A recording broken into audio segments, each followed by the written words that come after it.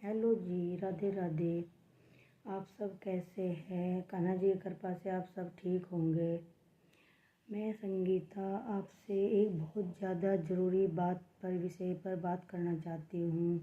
हम कुछ लोगों ने इतने मेंटली टॉर्चर कर रखे हैं कि हम बता नहीं सकते। हम इतने परेशान हैं कि मुझे आज देख लो यूट्यूब चैनल तक बनाना पड़ गया इसी बात को कहने के लिए कि कहीं हमारी सुनवाई हो जाए। कुछ लोगों ने, हमारे परिवार के लोग हैं, उन्होंने अपना इतना हमें डिस्टर्ब कर रखा है, इतना मेंटली टॉर्चर कर रखा है हमारे परिवार को कि मैं जब से इस घर में शादी होकर आई हूँ अपने ससुराल में, तब से मुझे इतना मेंटली टॉर्चर किया, डिस्टर्ब किया पूरे परिवार ने कि मेरी किडनी तक ख़राब हो गई।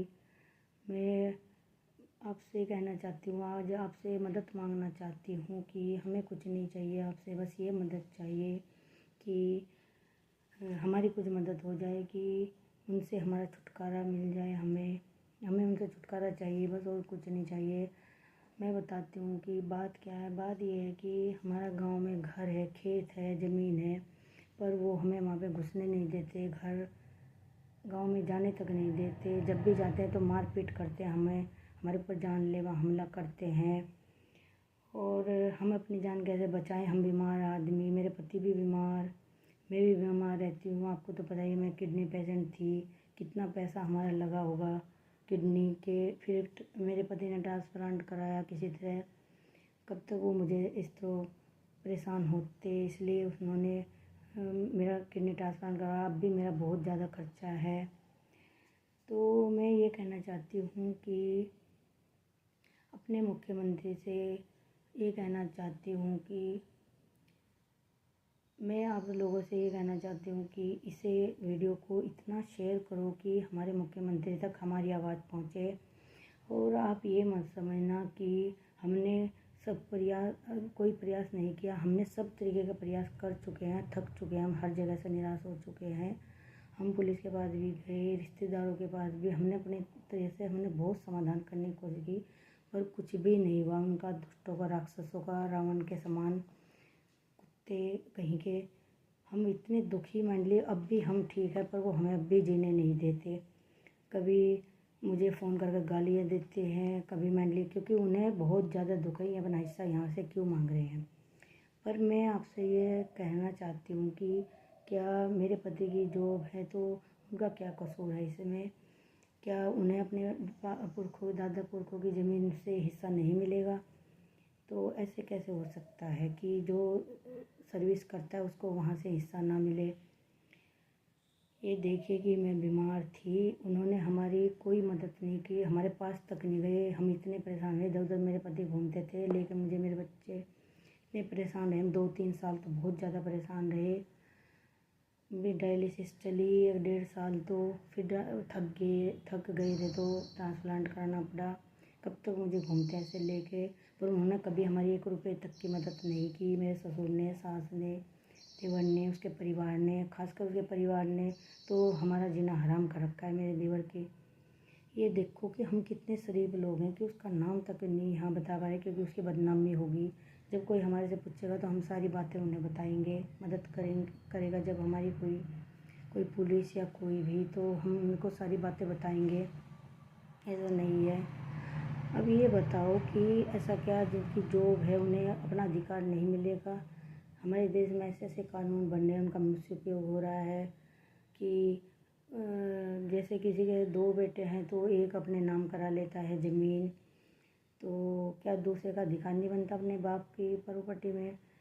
मैं तो यही कहती हूँ कि माँ बाप की प्रॉपर्टी में बच्चों को बराबर हिस्सा मिलना चाहिए। इससे उनमें ऐसे कानून से उनके घर में लड़ाई बजती है, मारकाट होती है, मर्डर तक हो जाते हैं। तो ये कानूनी गलत है। मुझे तो ये कानून अच्छे नहीं लगते इस तरह के, क्योंकि हम भुगत रहे हैं यहाँ पे। उसने वसीयत भी करा ली जब हम बीमार थे, तो उसका फ़ायदा उठा के सारी वसीयत करा ली हमने, पता नहीं किस तरह तुड़वाई वसीयत। अब मेरे ससुर तो बहुत बुजुर्ग थे, तो उसके खाते में मेरे ससुर के बहुत पैसा था, वो टीचर थे, तो उन्होंने सारे पैसे भी निकाल लिए उनके सारे। हमें कुछ नहीं मिला, कभी भी कोई हेल्प वहाँ से नहीं मिली। और हम इतने बीमार आदमी, अभी भी हमारा इतना खर्चा हो रहा है दवाइयों में। तो यूँ कहते थे, अगर कभी मांगते थे तो यूँ कहते थे तुम्हारी तो जॉब है, तुम्हारे पास तो बहुत पैसे हैं। अब ये बताओ कि जॉब वाला इतने पैसे कहाँ से लेकर आएगा कि वो इतना भारी ट्रीटमेंट करा ले। किडनी की बीमारी बहुत भयंकर है। भगवान ऐसी बीमारी किसी को ना दो। मैंने भुगती है, मुझे पता है, पर थैंक गॉड अब थोड़ा आराम है। पर वो अब हमें जीने नहीं देते। अब भी हमारे साथ कुछ ना कुछ करते रहते हैं। कभी मुझे फ़ोन करके गालियाँ देते हैं, क्यों कभी कहते हैं कि कभी ये क्यों यहाँ से अपना हिस्सा मांग रहे हैं, क्या हमारा मन नहीं करता गाँव में जाने को। जो ज़मीन हमने थोड़ी बहुत ही ली भी है उसमें भी हमें खेती बाड़ी करने नहीं देते ज़बरदस्ती। कभी पेड़ काट लेते हैं, कभी शरारत करते रहते हैं हमारे साथ। हमारा जीना मुश्किल कर रखा है। ये मत समझना कि मैं झूठ बोल रही हूँ। आप जो भी इस वीडियो को देख रहा है, कृपया कर मैं हाथ जोड़कर आप सबसे विनती करती हूँ, हमारी यही मदद है कि आप इस वीडियो को शेयर करें, ना शेयर करें कि हमारे मुख्यमंत्री तक, योगी आदित्यनाथ जी तक यह वीडियो पहुँचे। बस मैं आप लोगों से यही कहना चाहती हूँ कि इतना शेयर करो कि उन दुष्टों से, राक्षसों से हमें बचाए।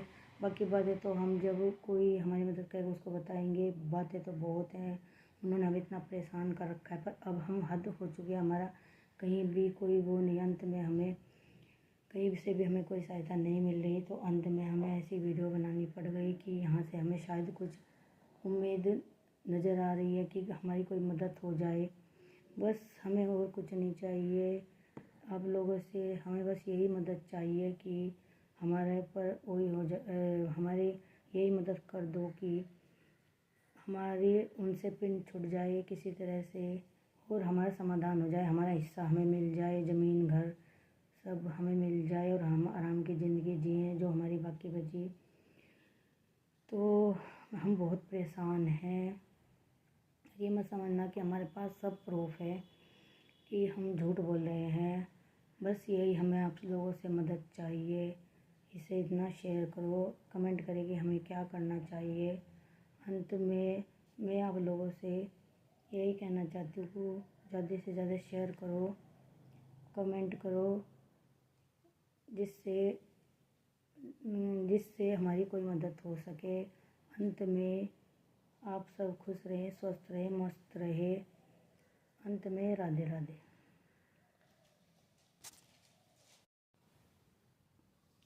अंत में मैं आप लोगों से यही कहना चाहती हूँ कि आप हमारी यही मदद कर दो कि इस वीडियो को शेयर करो, कमेंट करो।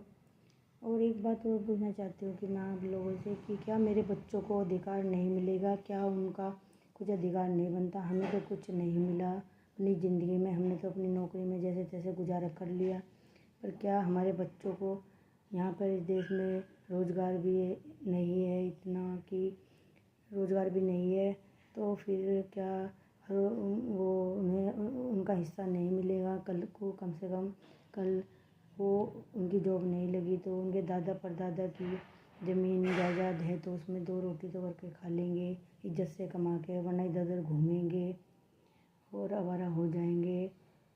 तो मैं ये कहना चाहती हूँ कि